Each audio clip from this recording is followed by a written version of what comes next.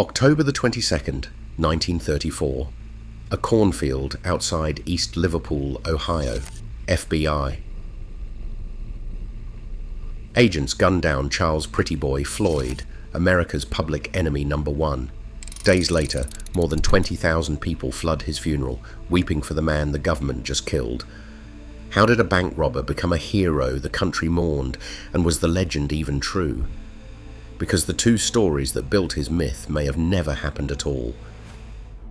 Charles Arthur Floyd came into the world in 1904 in a Georgia farmhouse surrounded by red clay and hard-scrabble dreams. By age 7, he was packed into a wagon with his family, bound for Oklahoma. The promise of cheap land drew thousands west, but the Floyds found only drought, falling cotton prices, and a life spent renting someone else's soil. Sequoia County, where they landed, was a patchwork of tenant farms and battered hopes. By the early 1920s, the Floyds owed back taxes. Their name showed up on county rolls as just another family slipping under the weight of debt. For a boy raised in fields that never quite paid, the line between survival and crime blurred fast. At 21, Floyd stepped across it. On July 2nd, 1925, Muskogee's oil payroll vanished. $2,000 were gone in a single tidy stick-up. The police records called it a well-planned job. Witnesses remembered a polite young man in a pressed shirt, not a desperado. But the law did not care about manners. Floyd was caught and sent up for 5 years at the Oklahoma State Penitentiary. Inside, he was known as Inmate 3191, working the shop line, learning how locks worked and how the world looked from behind bars. In 1929, parole came early. The board cited good conduct and no record of violence. Floyd walked out just as the Depression deepened. The country was breaking. So was the old order. When he re-entered the world, Charles Floyd was already marked. The man who would become Prettyboy was shaped first by dirt, debt, and a system that left little room for mercy. Did poverty make him an outlaw, or did a broken system make outlaws into folk heroes? That question would haunt every story told about him. By the time the banks began to fail, Charles Floyd was no longer just another ex-con with a chip on his shoulder. He was the man who walked through the front door at noon, not the back alley at midnight. In a world where most robbers hid behind handkerchiefs or gun smoke, Floyd strolled into rural banks in a crisp suit, sometimes flashing a grin, never a mask. Tellers remembered the pressed collars, the easy manners, the way he called folks by name as he emptied the drawers. It was a performance as much as a crime. Small-town banks in Oklahoma and Kansas weren't built for siege. A single steel vault, a sleepy sheriff, and the hope that nobody would dare. Floyd made a mockery of that hope. His jobs happened in broad daylight, often in towns where his family's name still meant something. He'd slip away before the law could even organize a posse. But Floyd's real secret weapon wasn't a fast car or a Tommy gun. It was the Cookson Hills. The locals watched the roads and passed notes, hiding him in barns, feeding him, warning him when deputies were closing in. For every wanted poster, there were 3 neighbors ready to swear they'd seen nothing at all. The more the bankers complained, the more the newspapers called him the Robin Hood of the Cookson Hills. Stories about his exploits traveled faster than bank alarms. Whether he deserved the legend or not, the myth had already taken root. And with every retelling, Floyd slipped a little further from the reach of the law, and a little deeper into American folklore. The story that made Charles Floyd a legend didn't begin with a gun or a getaway car. It started with a whisper in the Cookson Hills. Prettyboy Floyd burned the mortgage papers during his robberies. The tale spread like wildfire, bankers trembling, farm families cheering, and newspapers quick to print that the outlaw had freed neighbors from the bank's grip. By 1932, the press was already calling him the Robin Hood of Oklahoma, claiming he set mortgage deeds ablaze as he emptied the vaults. But when the smoke cleared, the evidence was thin. Early reports from the Sally Saw State Bank robbery mentioned papers tossed into a fire, but not a single mortgage deed was ever recovered or identified in the ashes. Bank audits after the fact listed papers destroyed, but never named the type. No loan ledgers, no cancelled debts, just missing documents and rumors. The FBI went looking. In a memo filed after Floyd's death, agents wrote, "No mortgage deeds have been located among seized items. Claim remains unverified. Not one mortgage document from any of his heists turned up in police evidence." Still, the myth grew, fueled by folk songs, ballads, and the desperate hope of Depression-era families who wanted to believe that someone, anyone, was fighting back against foreclosure.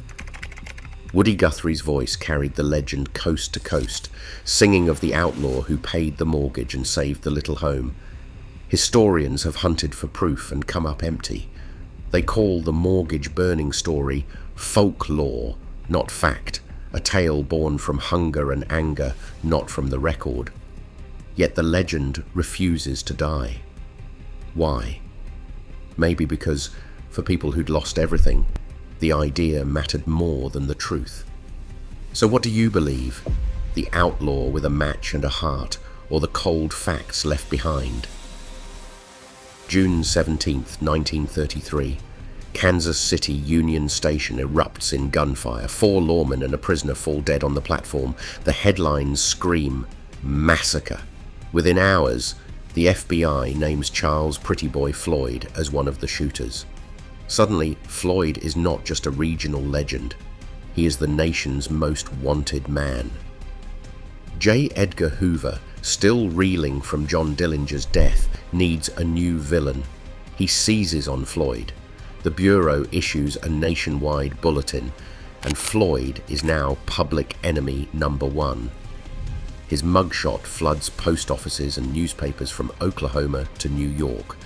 Radio bulletins warn that he is armed, dangerous, and responsible for the bloodbath in Kansas City. But was he? The FBI case rests on second-hand tips and a witness description that does not quite fit. The ballistics do not match Floyd's known weapons. No fingerprints, no hard proof.